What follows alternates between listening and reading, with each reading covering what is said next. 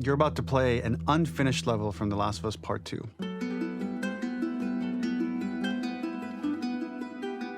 The reason we added this section is there are a few sequences, and we picked the 3 of the best ones, that we cut from the game. You know, often we build a game that's much bigger than what ends up being the final product. They were months away from being finished, but we wanted to give you an insight of what it's like when we built the game, because often we have this whole thing constructed and it doesn't have final art or audio or dialogue. And here you get to see the building blocks of what it's like when we first string a bunch of these levels together. This is the intro to the first deleted level, and this one is the roughest of the 3. We wanted to show more of how Jackson operates. So this is the festival where Ellie ultimately kisses Dina. This sequence would have come very late in the game as a flashback sequence while you're in the farm with Dina. And we wanted to show what is the rest of Jackson doing, and wanted to put on the stick, make it interactive. So you could see when you're outside, there are all these almost like carnival games that you can play. You could mix drinks, you could play with these kids that are playing a sort of clicker Marco Polo, sit down and listen to conversations. And all the different interactions were first or second pass, very, very early passes. The building blocks are there, but nothing is final. And ultimately, while we were very excited by this sequence, it's pretty fun and lighthearted. It just slowed things too much as we're barreling towards the end of the story at this point. So again, reminder, rough, missing audio, missing animation, missing gameplay tweaks, missing dialogue, but pretty representative of what it would have been. So enjoy.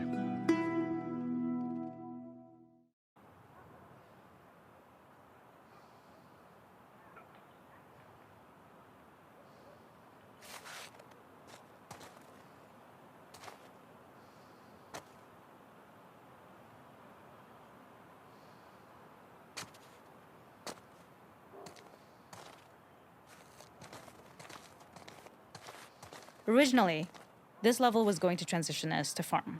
We would go all the way through to the dance, where Ellie and Dina share their first kiss. Then we would play through farm, and when Ellie plays the guitar at night, she would remember the Seth incident. So, the opening for this was a little tricky. We needed it to match at least a little what you might expect emotionally coming from prior beats, because we were already purposefully disorienting you in time and space. Remember, you just came from this huge fight. To jump straight into it would have been a little too jarring. After some back and forth, we rooted it in Ellie's nerves, calling back to her hands shaking in the theater. But this time, for a much more innocuous reason we'll find out later. She's nervous because she has a crush on Dina, who is the only reason why she's here at the dance. Something we really wanted to do was highlight the way their lives had turned upside down since she went down this path. We had this idea of recontextualizing all of our usual gameplay mechanics that were designed for really violent ends. The workbench, door bashes, throwable weapons, and even the infected, which is my personal favorite. Peppered throughout the level are moments of levity or shared history, all the while seeing how happy and mundane they all were before her huge revenge odyssey. It is not a festival without one of these throwing games. This one, of course, uses our throwable system where you're often chucking explosive things or stunning things, but for a more wholesome purpose, although some people take this game really seriously. A fun aspect of this is if you did well, you could win a toy here. Ellie would place it in her pocket. If you had done this, you'd find the toy with JJ, the baby, later back at the farm. When we cut this, the toy made it through anyway because it was so cute. It is the same one you see on the tractor at the farm. Ollie the elephant.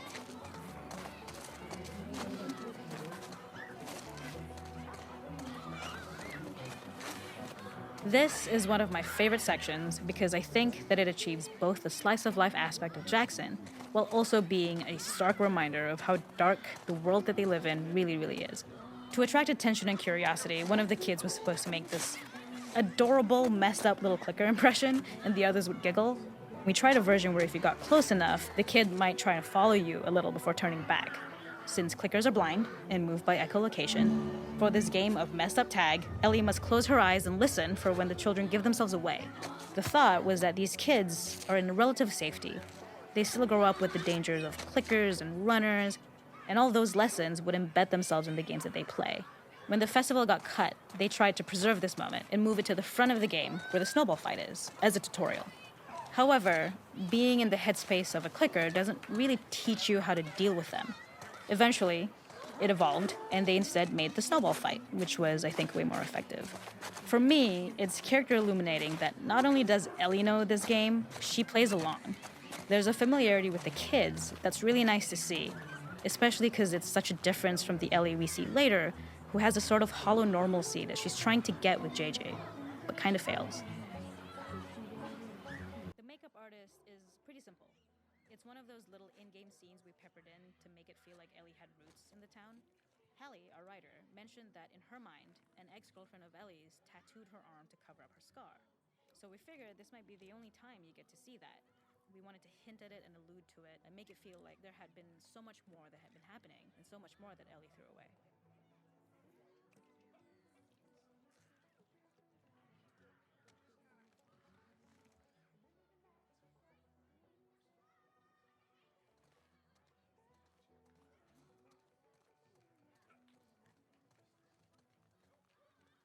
We use our workbench a lot to make a lot of things that kill and maim and hurt people. Here, we had the silly idea of using the same feel, harkening back to the same animations, using the exact same UI to instead fix a drink. Like the workbench, you could pick your base and then you could add something to it. And at the time, we had some different reactions from Ellie based on how strong you chose to make the drink. Something we wanted to prototype though, before it got cut, was picking up some ingredients around to add, like a lime or maybe a bottle of someone's favorite whiskey or salt, like you were earning upgrades. We also toyed with having Ellie carry around the drink you made and occasionally sip it, psyching herself up to go talk to Dina inside because she's nervous.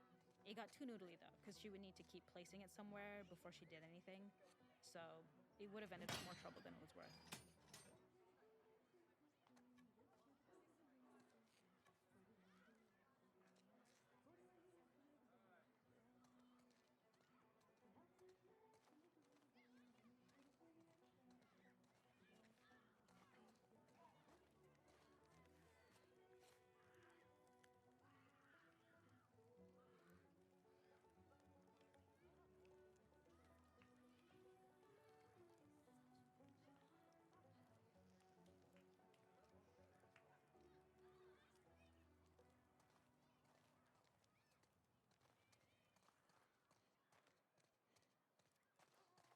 There's a hidden spot at the back that was just a bit of fun.